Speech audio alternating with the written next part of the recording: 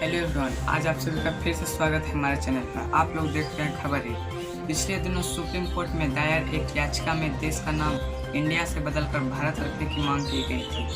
तर्क दिया गया था कि भारत नाम से भारतीयों में राष्ट्रभक्ति और गर्व की भावना बढ़ेगी। इसके समर्थन में किए गए अधिकांश ट्वीट में कहा गया कि इंडिया अंग्रेजों का दिया हुआ नाम है, जबकि भारत असली नाम है। हम आज स्वतंत्र राष्ट्र हैं, ऐसे में अपने इतिहास में जरूरी संशोधन करने चाहिए।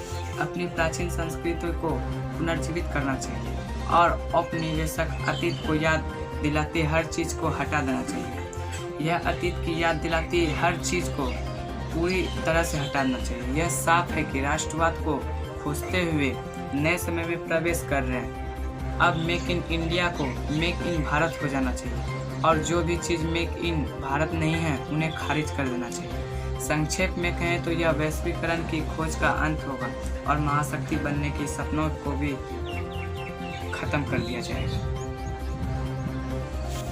यह नया नहीं है कि इसी के लिए हमने ब्रिटिश काल की कुछ नया मूर्तियों को भी हटा दी, जिनमें काला घोड़ा सुशोभित लंदन के मूर्तिकार सर जोसेफ बोहम द्वारा बनाई गई थी। एडवर्ड सप्ताम की मूर्ति भी शामिल थी। हम भूल जाते हैं कि बॉम्बे की यह तोहफा इस शहर को बसाने में योगदान देने वाले ससून परिवार ने दिया था।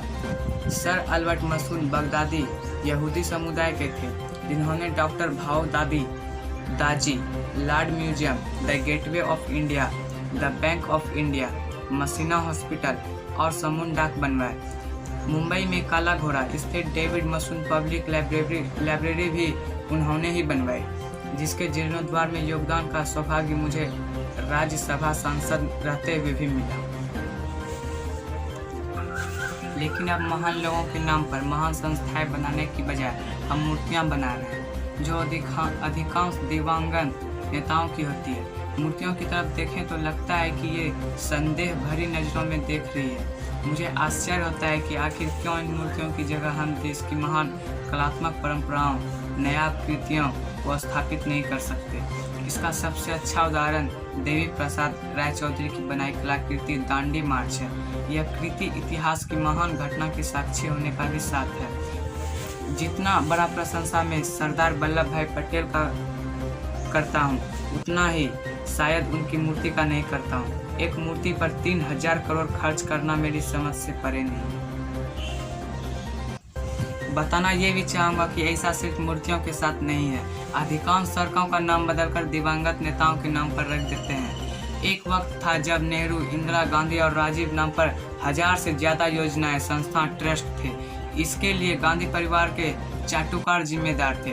दुर्भाग्य से उन्हीं के नक्शे कदम पर चलने वालों ने इस पर परंपरा को आगे भी बढ़ाया। वे भी अब मूर्तियां बना रहे हैं, सड़कों का नाम बदल रहे हैं, अपने राजनीतिक नायकों का नाम पर संस्थाएं बना रहे हैं। कई बार तो यह ज़्यादा हो जाता है। मुंबई में ही सुभाष चंद्र बोस के नाम पर 2 मार्ग हैं। अगर मैं खोजूं तो शायद कोई तीसरा मार्ग भी मिल जाए। इन नेताओं की जगह क्या हम अपनी कला संस्कृति को बढ़ावा नहीं दे सकते? इस प्रश्न का उत्तर आप हमारे कमेंट सेक्शन में दे सकते हैं। वर्ली सी फ्रंट पर आर.के. लक्ष्मण के कॉमन मैन वाली मूर्ति इसका अच्छा उदाहरण है। इस तरह की आर्ट लोगों को प्रेरित करने के साथ पर्यटकों को भी आकर्षित करती है। ये कृतियाँ समय पर होती है, लेकिन नेताओं के साथ ऐसा नहीं है। नेता आते जाते रहते हैं, कई बार तो सवालों से भरी विरासत भी छोड़ जाते हैं। क्या हम मूर्तियों के बिना नहीं रह सकते? बिल्कुल रह सकते हैं। आज की पीढ़ी तो इन नेताओं को पहचानती तक नहीं है और ना ही जानती है। जहाँ तक सड़कों का सवाल है, हम उनका नाम संगीत, साहित्य, विज्ञान या कला की महान खोजों पर क्यों नहीं रख सकते?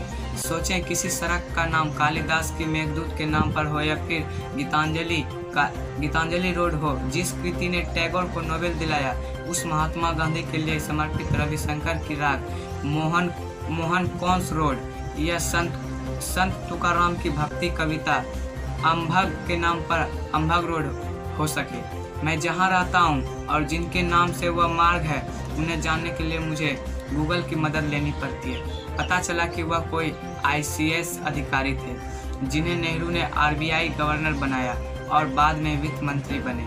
क्या वाकई ऐसे किसी शख्स के नाम पर मार्ग है?